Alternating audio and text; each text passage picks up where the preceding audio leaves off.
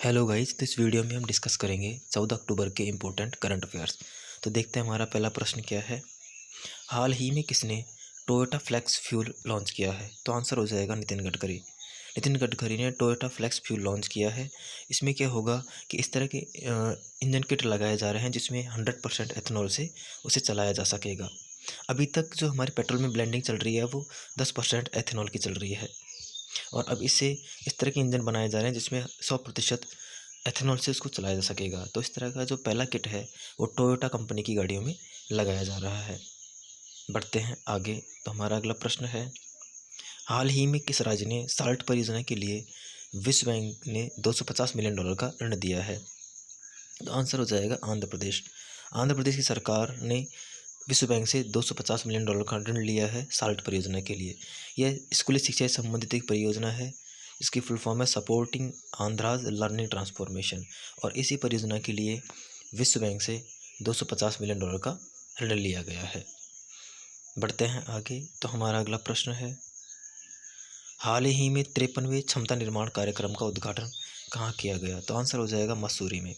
मसूरी के अंदर 53वें क्षमता निर्माण कार्यक्रम का उद्घाटन किया गया है, और ये क्षमता निर्माण केंद्र है मसूरी के अंदर। वहाँ पर ये प्रोग्राम, ये उद्घाटन हुआ था इस कार्यक्रम का। इस कार्यक्रम में क्या होगा कि अभी जो वर्तमान में है वो बांग्लादेश के जो सिविल सर्वेंट हैं, उन्हीं को, नागरिक जो सेवक हैं, उन्हीं को प्रशिक्षण दिया जा रहा है। इसके अंदर वैसे 15 देशों के नागरिक सेवकों को प्रशिक्षण दिया जाता है, लेकिन अभी बांग्लादेश के जो प्रशिक्षक है, प्रशिक्षु, उन्हें प्रशिक्षण इस केंद्र में दिया जा रहा है। बढ़ते हैं आगे। अगला प्रश्न है, हाल ही में तेमसुला आओ का निधन हो गया। इनका जन्म कहाँ हुआ था? तो नागालैंड। ये नागालैंड की रहने वाली हैं, और ये नागालैंड की महिला आयोग के अध्यक्ष भी रह चुकी हैं, और ये लेखक हैं और शिक्षाविद हैं, और इनकी अभी मृत्यु हो गई है 80 वर्ष की उम्र में, और इन्हें पद्मश्री भी दिया जा चुका है। बढ़ते हैं आगे। तो हमारा अगला प्रश्न है, हाल ही में अंतर्राष्ट्रीय न्यूनीकरण दिवस कब मनाया गया? तो आंसर हो जाएगा 13 अक्टूबर को। 13 अक्टूबर को हर वर्ष अंतर्राष्ट्रीय न्यूनीकरण दिवस मनाया जाता है। बढ़ते हैं आगे।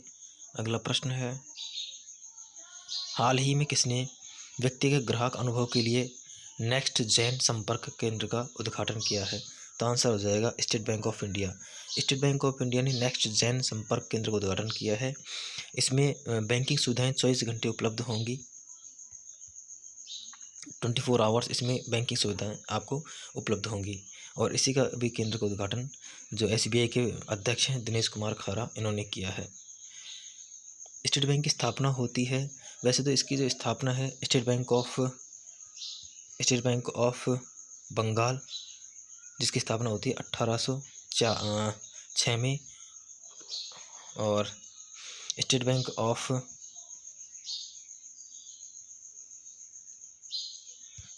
Of Madras, state bank of Mumbai, इनको मिला के 1921 के अंदर इंपीरियल बैंक ऑफ इंडिया की स्थापना हुई थी, और इसी को AD गोरेवाला समिति की सिफारिश पर 1955 में स्टेट बैंक ऑफ इंडिया में बदल दिया गया था 1 जुलाई 1955 को। तो इसलिए हर वर्ष 1 जुलाई को स्टेट बैंक ऑफ इंडिया का स्थापना दिवस मनाया जाता है।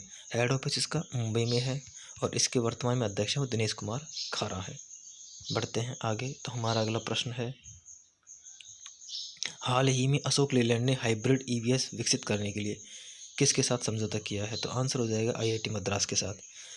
अशोक लेलैंड जो कंपनी है उसने हाइब्रिड EVS बनाने के लिए, इसमें क्या हो जाएगा कि इस तरह की गाड़ियाँ बनाई जा रही हैं जो हाइब्रिड, पेट्रोल से भी चल सकेंगी और इलेक्ट्रिसिटी से भी चल सकेंगी, और इन्हीं के लिए अभी इनको विकसित करने के लिए जो अशोक लेलैंड कंपनी है उसने IIT मद्रास के साथ समझौता किया है।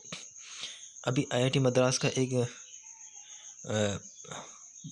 स्टार्टअप है अग्निकुल कॉस्मोस, और उसी को अभी 3D पेंटेड के लिए अभी पेटेंट मिला है। बढ़ते हैं आगे। अगला प्रश्न है, हाल ही में किसने टेलीमानस सुविधा को लॉन्च किया है? तो आंसर हो जाएगा स्वास्थ्य मंत्रालय ने। इसमें क्या होगा कि मानसिक स्वास्थ्य से संबंधित सुविधाएं उपलब्ध करवाई जाएंगी, और उसके लिए आपको एक नंबर होगा, और उस पे हर राज्य के अंदर इस तरह की सुविधाएं उपलब्ध करवाई जा रही हैं भारत सरकार के द्वारा, स्वास्थ्य मंत्रालय के द्वारा। और इसमें क्या होगा, हर राज्य में इस तरह के केंद्र बनाए जाएंगे और उसमें 24 घंटे आपको कंसल्टेंट और उसके अलावा दवाओं की सब तरह की सुविधाएं वहाँ से उपलब्ध हो सकेंगी। वर्तमान में स्वास्थ्य मंत्री हैं वो मनसुख मांडविया हैं, रक्षा मंत्री हैं राजनाथ सिंह हैं, शिक्षा मंत्री धर्मेंद्र प्रधान हैं और विदेश मंत्री हैं वो एस जयशंकर हैं। बढ़ते हैं आगे। तो हमारा अगला प्रश्न है, IMF के अनुसार चालू वित्त वर्ष में भारत की विकास दर क्या रहेगी? तो आंसर हो जाएगा 6.8%। भारत की जो विकास दर है वो 6.8% की दर से विकास करेगी 2022 में। तो IMF ने, और ये दुनिया में सबसे तेज़ से वृद्धि करने वाली विकास दर है जो भारत की है। IMF की स्थापना होती है 1945 में और इसका जो मूल उद्देश्य है वो भुगतान संतुलन करने से संबंधित है। हेड ऑफिस इसका वाशिंगटन DC के अंदर है। इसके जो वर्तमान में प्रमुख हैं वो क्रिस्टिना जॉर्जिवा हैं और इसकी जो डिप्टी मैनेजिंग डायरेक्टर हैं वो गीता गोपीनाथ हैं और इसके वर्तमान में जो अर्थशास्त्री हैं वो ओलिवर पियरे हैं। बढ़ते हैं आगे।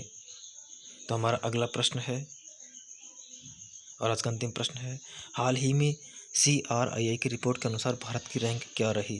तो आंसर हो जाएगा 123।